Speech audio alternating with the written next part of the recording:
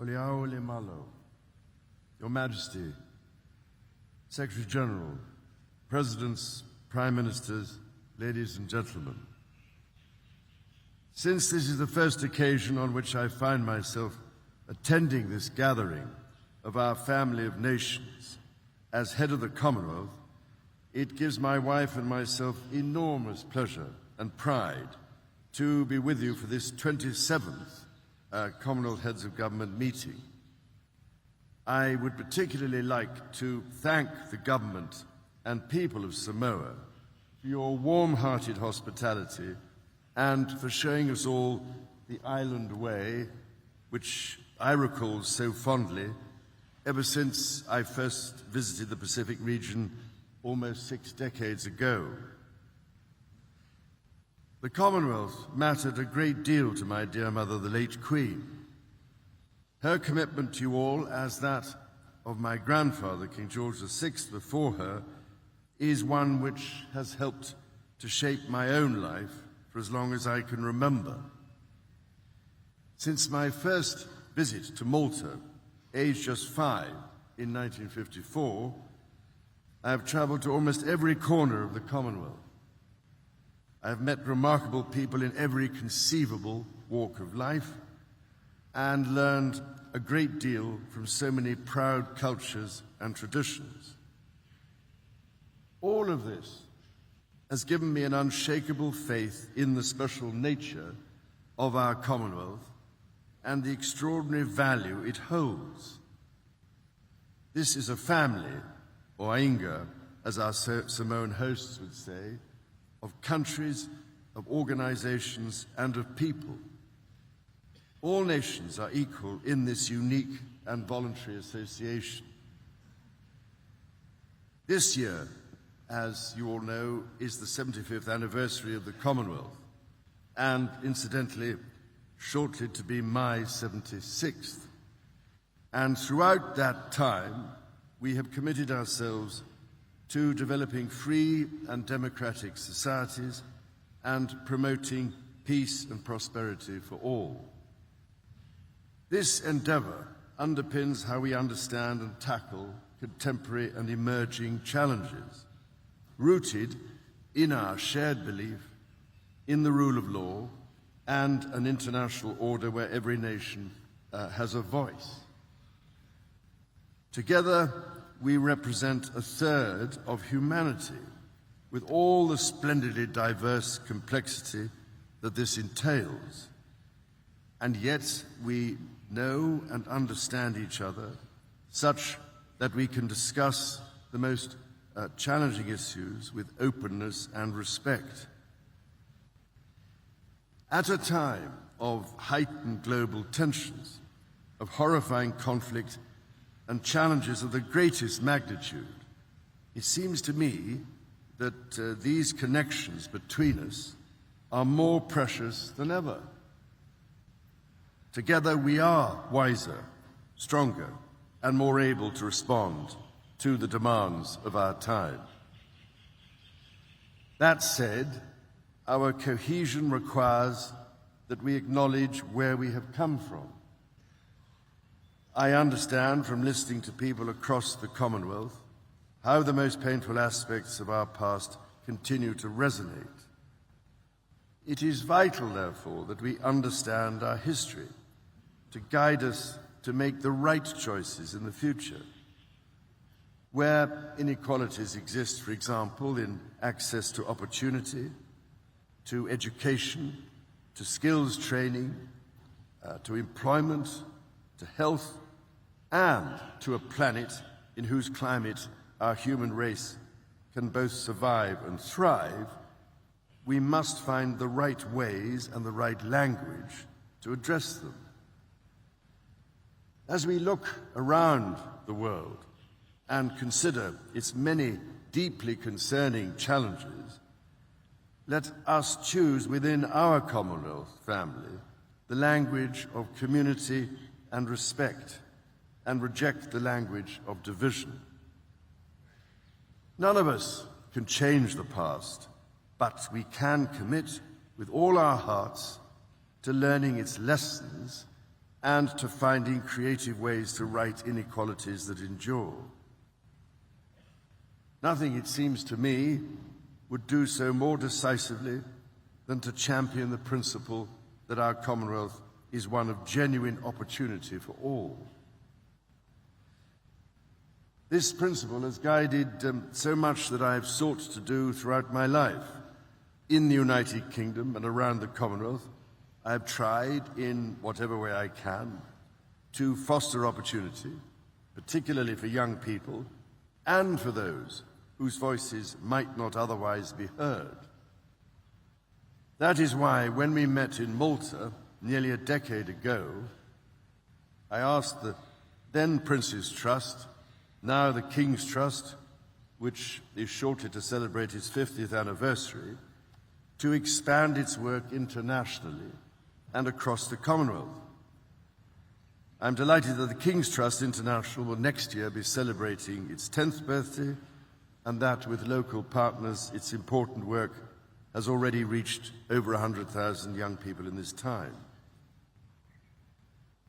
In this spirit, and following the conversations with the many leaders of island states gathered here, I asked the Association of Commonwealth Universities and its numerous members to consider the vital issue of access to education.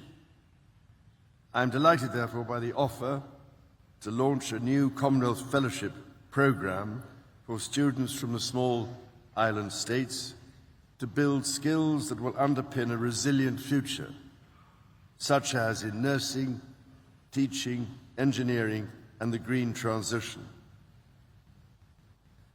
A further urgent challenge, and one that conditions all other challenges, as I've done my best to emphasize for many years, is the existential threat of climate change.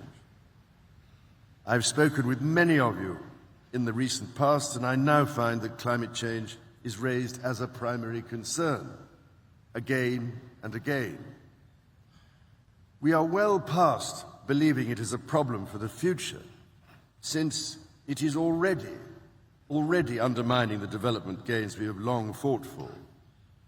This year alone, we have seen terrifying storms in the Caribbean, devastating flooding in East Africa, and catastrophic wildfires in Canada. Lives, livelihoods, and human rights are at risk across the Commonwealth.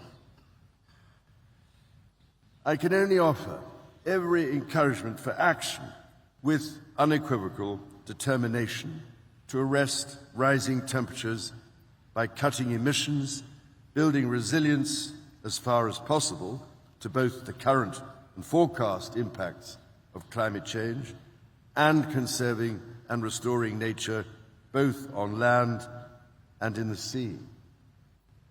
If we do not, then inequalities across the Commonwealth and beyond will only be exacerbated with the potential to fuel division and conflict. Over many years, it has become clear to me that public finance, while crucial, will never be sufficient on its own to tackle all of this, let alone achieve any of the United Nations development goals, especially in the time frames required. The Commonwealth, therefore, has an opportunity to work together with the private sector and civil society to unlock private sector capital for this mission, and, in so doing, promote trade and investment and opportunities for young people. I was encouraged to hear yesterday from leading members of the private sector that they recognize their ability and indeed their responsibility to aid and invest in climate transition, in resilience, and in nature restoration.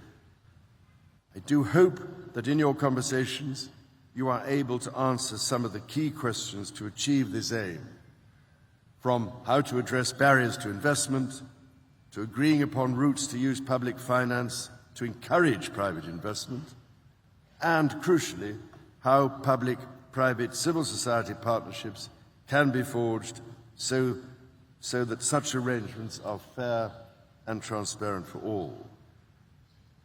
If ladies and gentlemen, the Commonwealth can succeed with this endeavour, then it will be an indispensable example to the rest of the world. Together we can expand opportunities across this family of nations to build shared prosperity and truly resilient economies, while also meeting growing challenges such as disinformation and extremism, and ensuring that the untold potential of technology, including artificial intelligence and social media, works for our societies, not against them. We can surely try to invest in as many as possible of the 1.5 billion people under the age of 30 in the Commonwealth to ensure they have the right personal development. This means skills, opportunities, and entrepreneurial drive, as well as the ability to thrive and prosper in this changing world while being shielded from the negative aspects of technologies. I know from speaking to many of you in recent months and from all that I have heard from around the Commonwealth that these are among the issues that matter most to you and your people. I am pleased that they resonate strongly with the themes that Samoa has chosen for this Chogam. I can only hope over the days ahead that you will make meaningful progress on these matters. So doing, I trust you will take inspiration from the Pacific Way, working with respect, compassion, and compromise as your guides. Ladies and gentlemen, few of our forebears could have imagined the Commonwealth of today, our free association of proudly independent nations, alive with opportunity, stands in proud defiance of the discrimination of the past. We have not reached this point by accident. Shared vision and collective courage have been our lodestar. As we set a course for the century ahead, we can renew our courage with our faith in one another.